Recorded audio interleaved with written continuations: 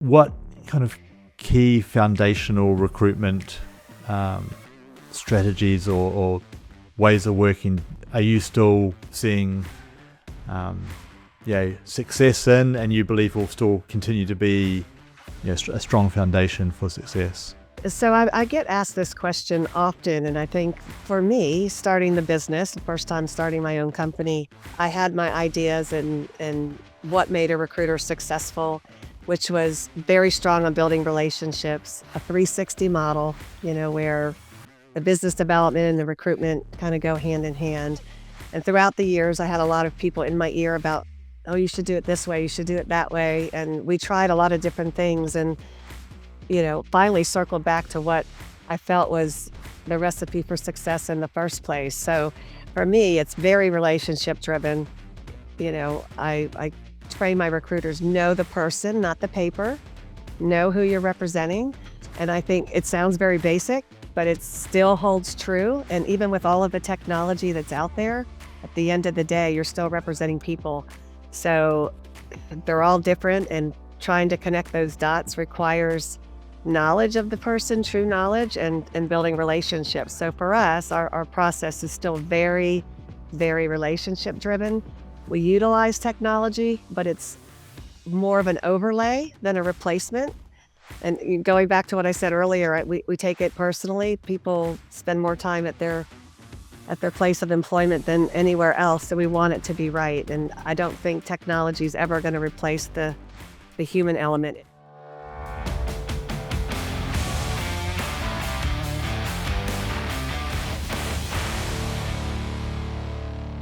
Kathy, welcome to the show. Thank you. Thank you, Jason. Really excited to have you here on the Staffing Ring today.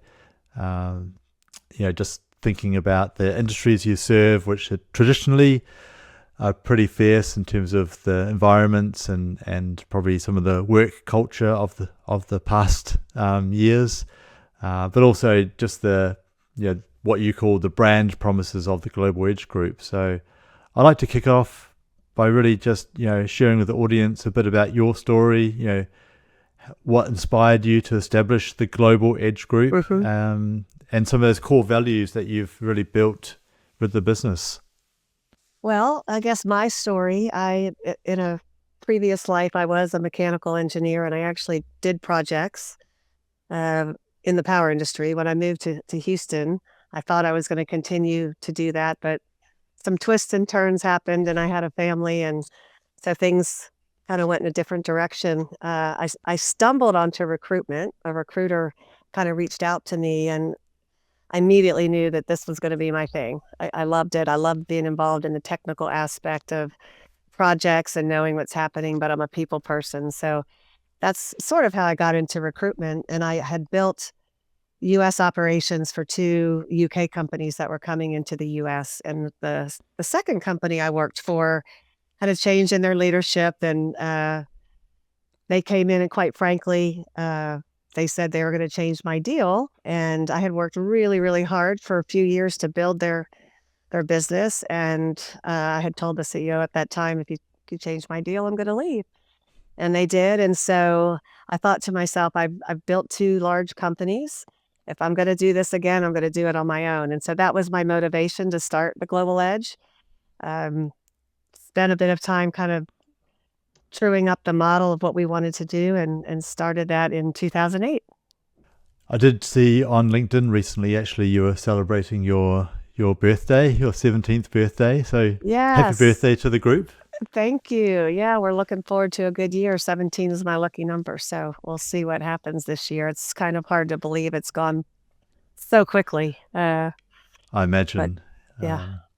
And yeah, I'd love to, looking at your LinkedIn and your website, your energy, oil and gas, obviously renewables these days, power, infrastructure, automotive, IT. These are, as I said in the intro, like traditionally pretty fierce environments and businesses to be in. And then yet your brand promises, committed to excellence, built with integrity, champions of diversity, advocates for social good, and I'll first scroll up, focus on fun. How do those things kind of glue together, or how have you found that's been part of your success over the last 17 years? All right. So the industries that we're in have sort of organically grown because of the technical excellence that we provide in recruitment. So the skill sets for people are fairly similar amongst the industries. Relationships are a big part of that as well. The values, starting with excellence, is our number one core value across the business. Everything that we do, we have a very high standard of excellence. And there are a lot of recruitment companies and staffing companies out there that say that they are good at recruiting, but what we're finding is with technology, there's less and less intention behind getting to know the people. So we really, really focus on excellence and building our network and relationships with candidates so that we know who we're representing. So excellence has just been a thread through everything we do. And as a result, we've had a lot of repeat business. We're doing quite a bit mining these days, and a lot of those people have come from energy and they know what we do. So they've just taken us along. So that's an exciting thing that's happening currently. Integrity is our second core value, and I think it goes without saying. It's just doing the right thing.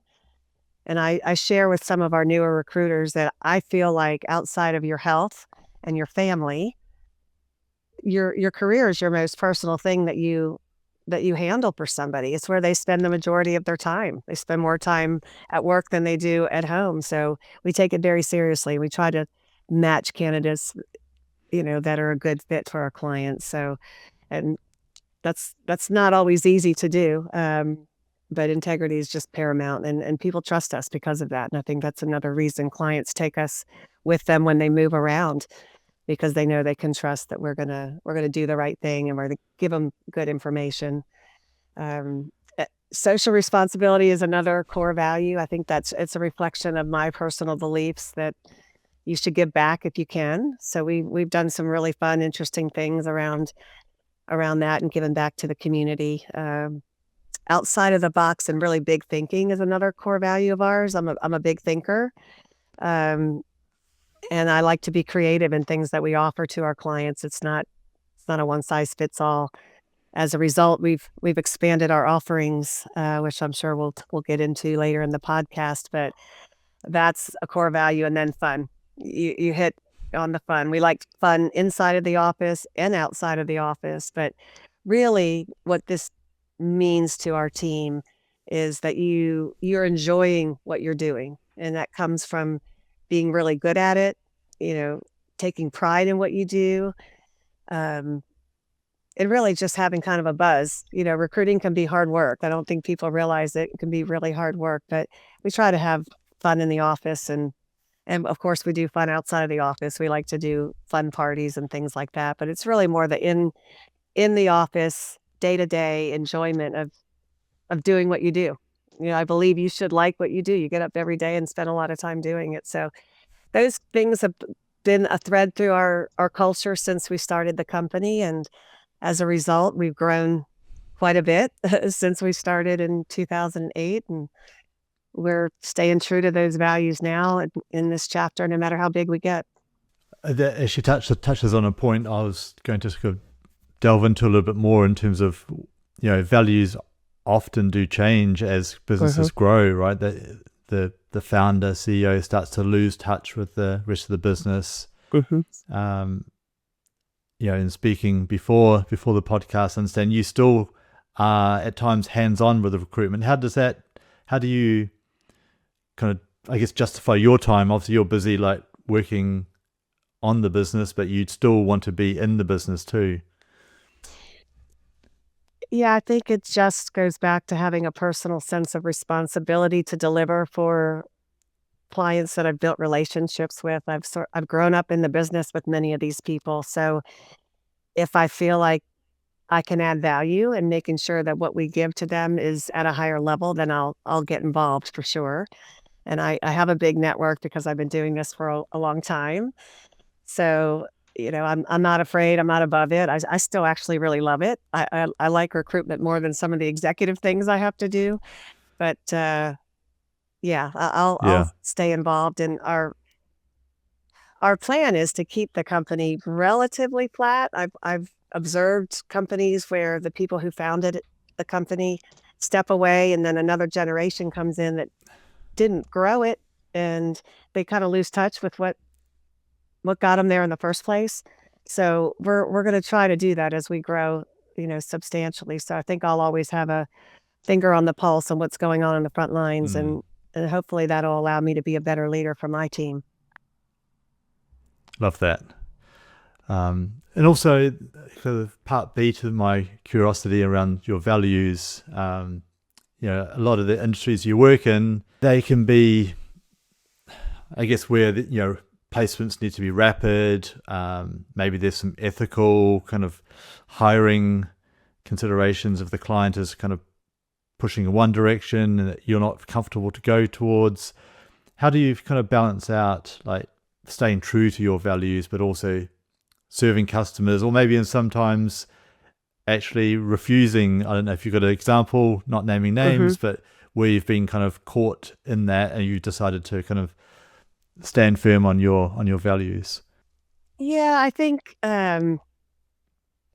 there have been a few times when we have felt that something wasn't a good fit for us, and we just walked away from the business. Not necessarily always from an ethical standpoint, but more often that staffing has been devalued sometimes, becoming more commoditized. And so, the appreciation and the symbiotic relationship might not be there with the client. So we've decided to walk away. And that could be anything from the commercial aspect to just having access and being able to talk to people, and things that just don't align. So I think we're brave enough to walk away from business now. When I started the company, you sort of take anything you can get, but we do have a true sense of identity. And we've recently walked away from a very, very large international client just because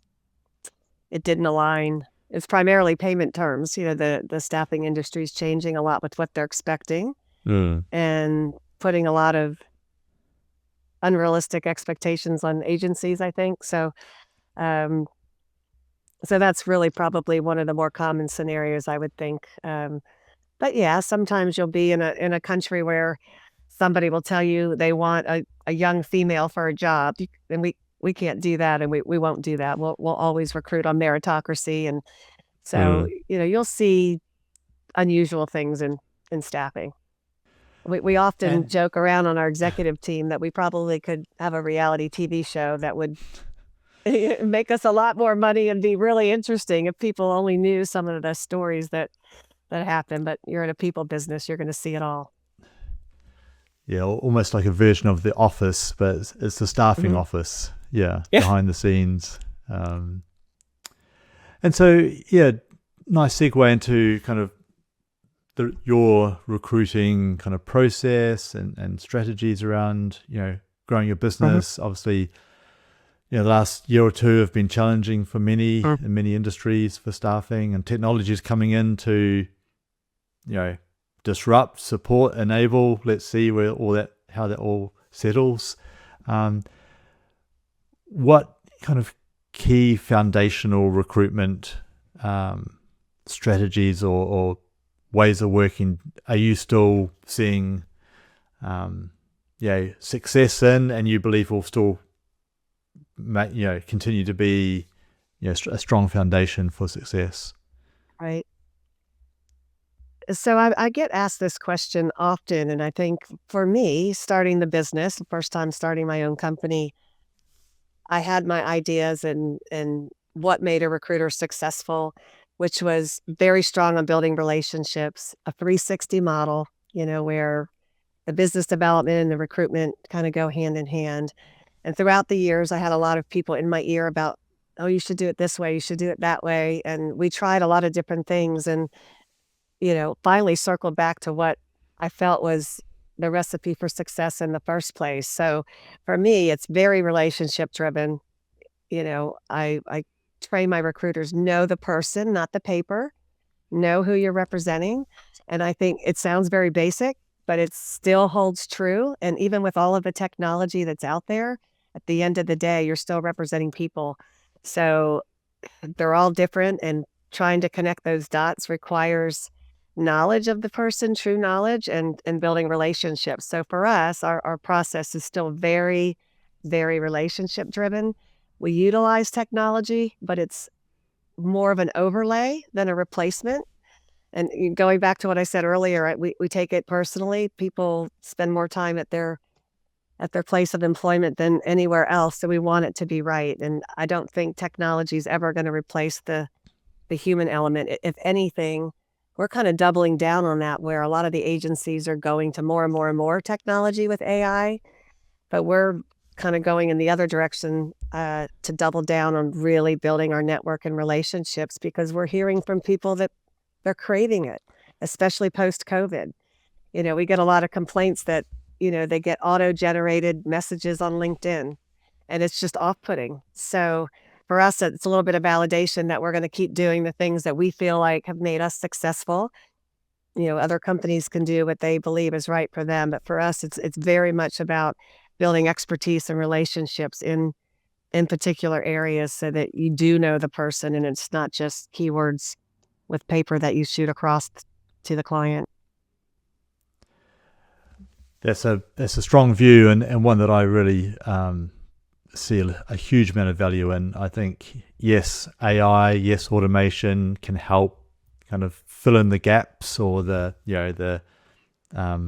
process to really make sure things are tight in terms of follow-ups, and of course, automation again can be helpful, but yeah, I think too many agencies are now thinking, actually, I don't need so many people. I can kind of automate a lot of outreach and client outreach. I think one thing they'll struggle with is actually just standing out in the crowd, if they're automating too much of their process. Absolutely. And anecdotally, we're getting this feedback from people.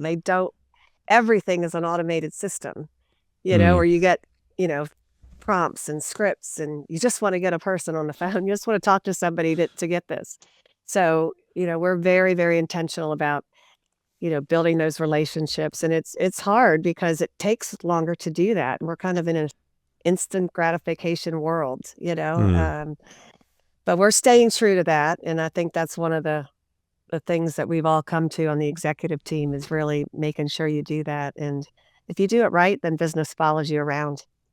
So that's been our experience. How do you see LinkedIn as part of that relationship building, nurturing? Oh, I could go on about LinkedIn. I think it's a great tool. As somebody who did business development, it's really, really good for that, for connecting the dots. I think it's fabulous. It's great for recruitment as well, but everybody is using LinkedIn. So it's kind of fishing out of the same pond. So I think finding the balance between actually reaching out to people and building those relationships, as opposed to AI auto-generated messages, I still think is important.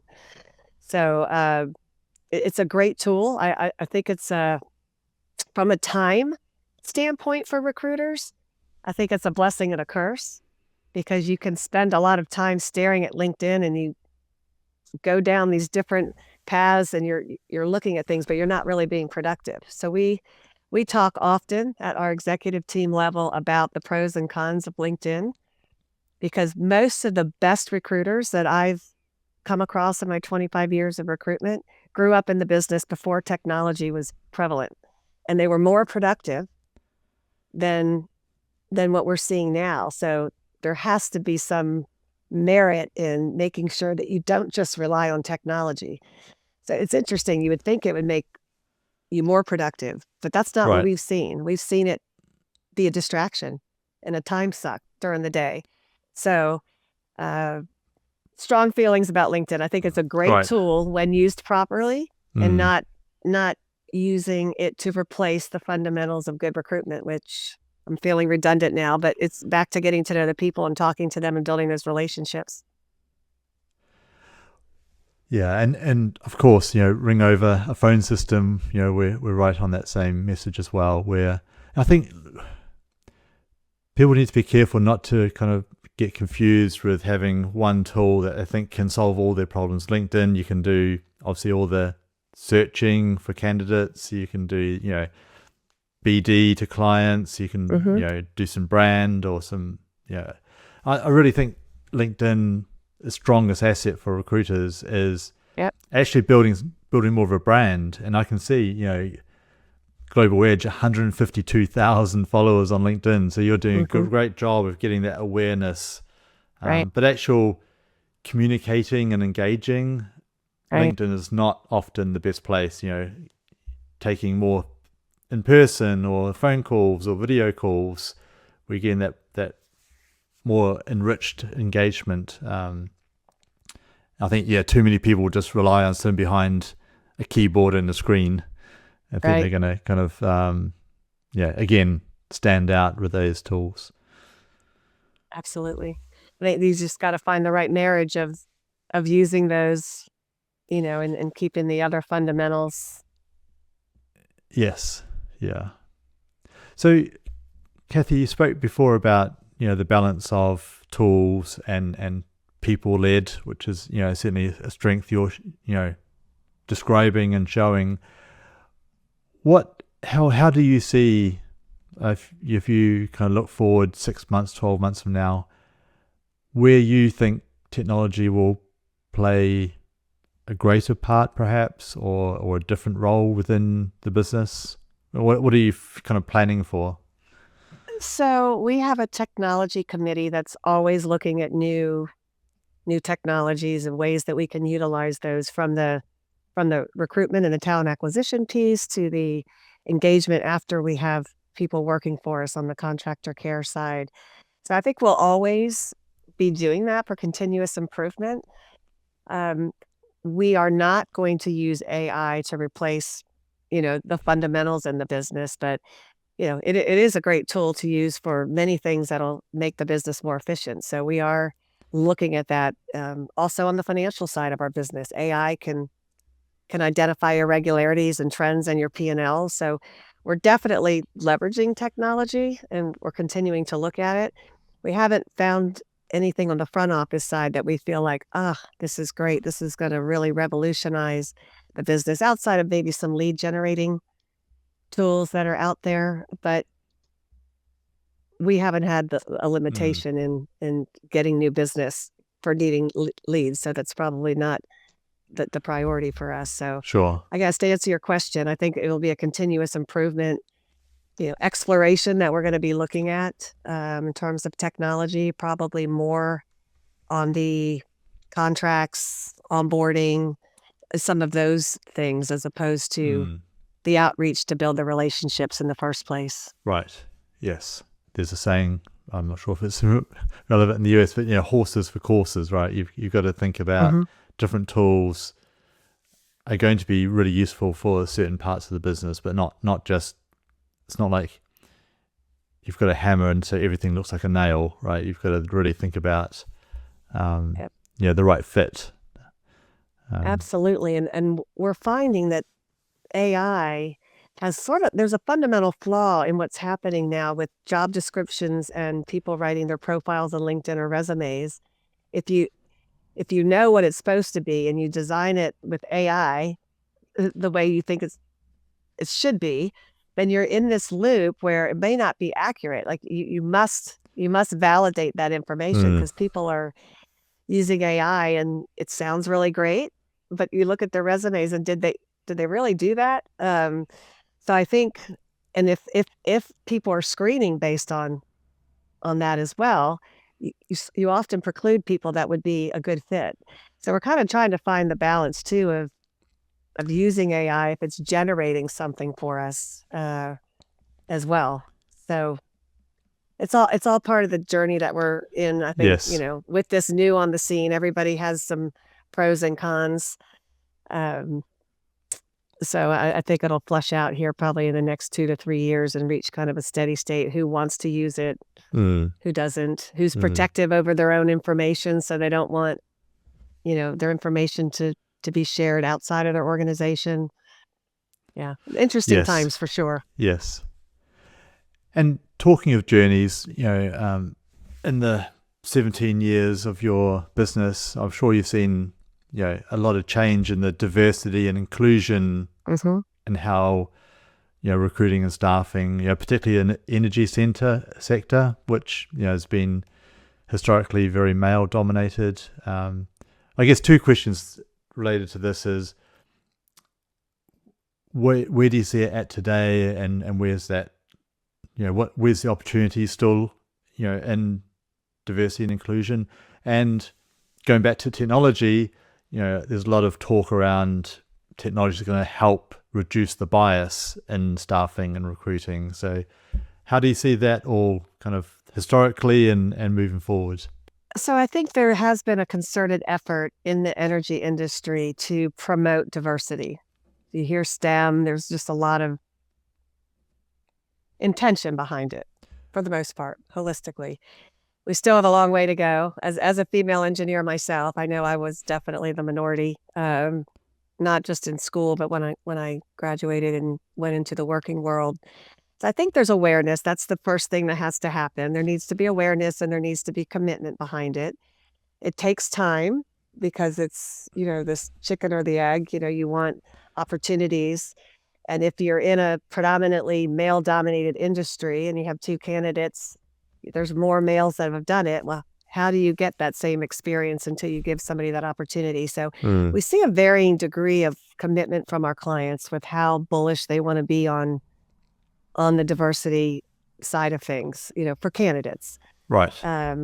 Because, while we've come a long way in terms of the percentages of females, in certain roles, there's still not many in the executive roles and the really impactful roles. So long way to go, but we see that there's awareness and there's an intention behind it. As a supplier, being a female in business, it's sort of the same thing. We have some clients that are really supportive and are promoting opportunities for diversity businesses to have opportunities because it's the same sort of thing, chicken or the egg. I worked for two very, very large international companies that had 35 years of experience. So when I started the Global Edge, to compete with those companies was a challenge because supply chain often looks, what have you done? Well, if you don't get a chance to do it, how can you ever say that you've done it? So it was hard work for us to get on those vendor lists, and now we can say we've done it. But I think the industry, at least I can speak for oil and gas being based in Houston, many of the clients have been really supportive of promoting, diversity-owned businesses. So kind of see two things, the people and the business side, but still a long way to go. And you're right, it's still been predominantly male dominated. Yes. I think the progress is still needed. And as you say, there's still a lot of people who really want to help and at the same time, yes, there's kind of a natural evolution that needs to happen.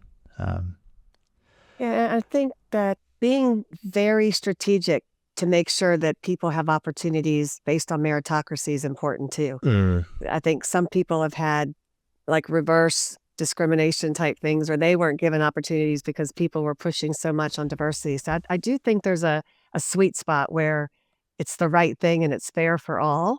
And I don't know that all of the companies have hit that sweet spot, but I think that's really important. I know for me, I wouldn't want somebody questioning whether I was there because I was given my seat because I was a female.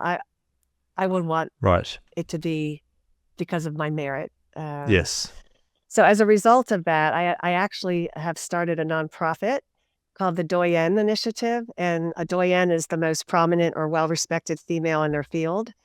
So our first cohort, we had women from Mozambique that had engineering degrees, which was already really, really special to begin with. And we brought them to the United States to get master's degrees in reliability engineering.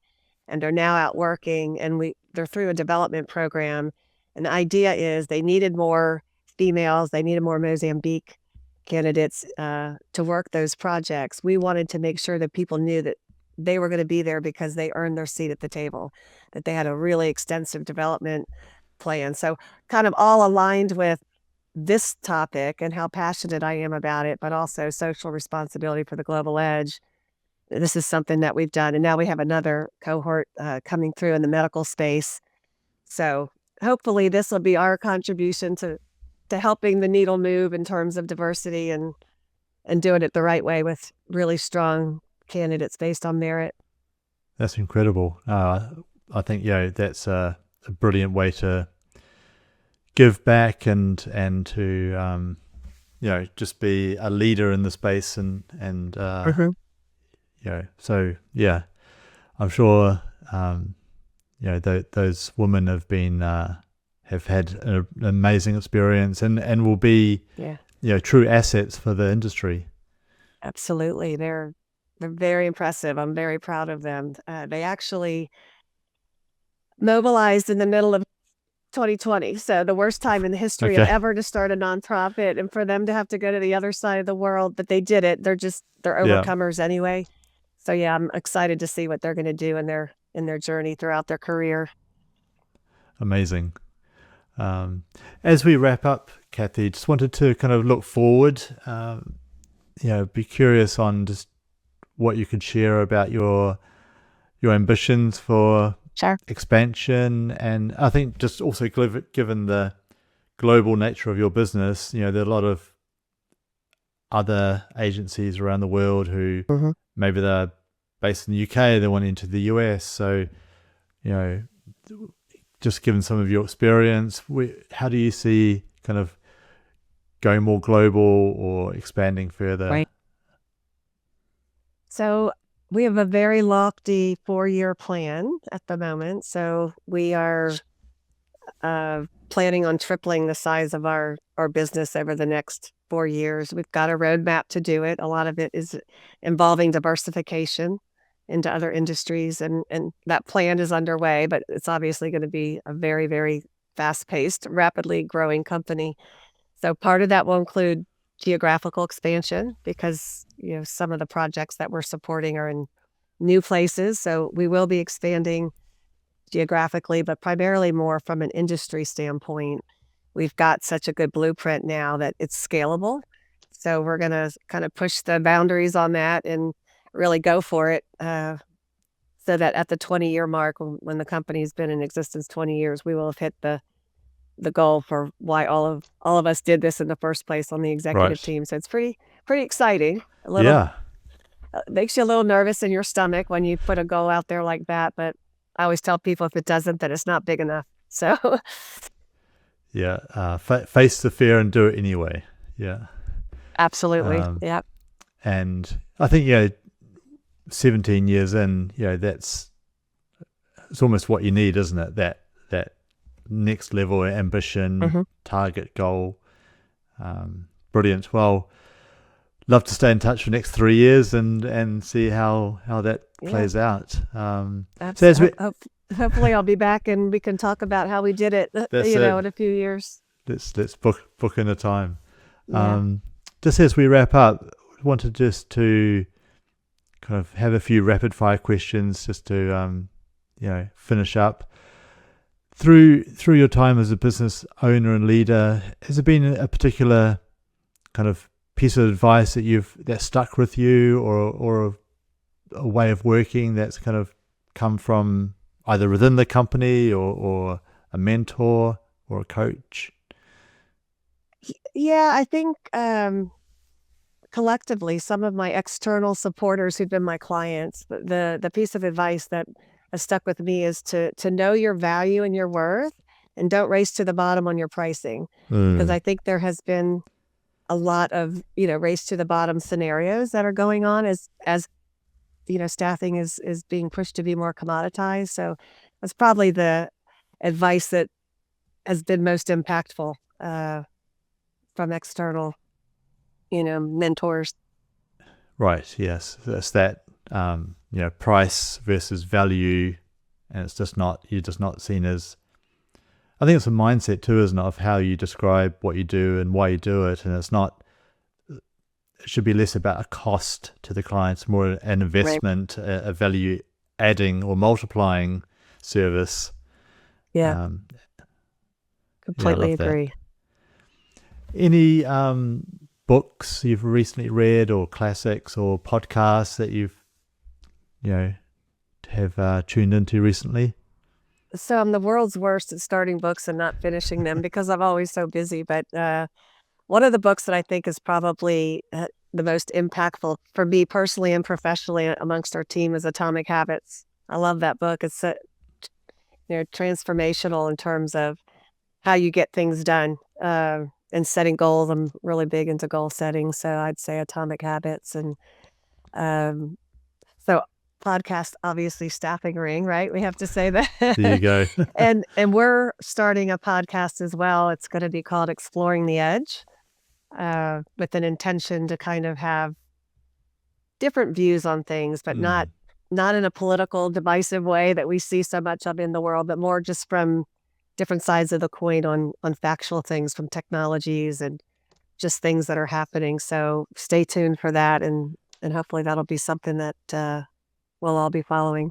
Yes, yeah, I'll certainly give it a follow. And I love the name and the connotation of the name too. I think, yeah, very Yeah. nice. And Thanks. yeah, Yeah. the Atomic Habits, James Clear, we'll put that in the show notes. It's probably one of the very few books that I've read multiple times, actually. Yeah, a big fan as well. Yeah. Right. In terms of industry, what's beyond the global edge, what excites you, and what do you see as the reason you I guess you kind of get up each morning excited about the industry as a whole? Well, obviously we're excited. We've got a big lofty goal. We're in this chapter that's, growth is always fun, challenging but fun. For me, I think what really excites me the most, I'm at this place now. We've started a consulting arm under the Global Edge group of companies. It's the Global Edge Advisory Group. And because I've done this such a long time and our relationships are so strong, we have really elite candidates and people that can do consulting for clients. It's really kind of the pinnacle of knowing the talent that you work with. So they can come in for a specific fit for purpose task, ad hoc, you know, consulting. And for me, it's very rewarding because I'm working with executives, or it is this high value that we talked about, not commoditized. It's very specific and kind of sophisticated in terms of finding the right people. So I think for me, that excites me. It's kind of the pinnacle of all of the years of working in this space, of being able to connect those dots.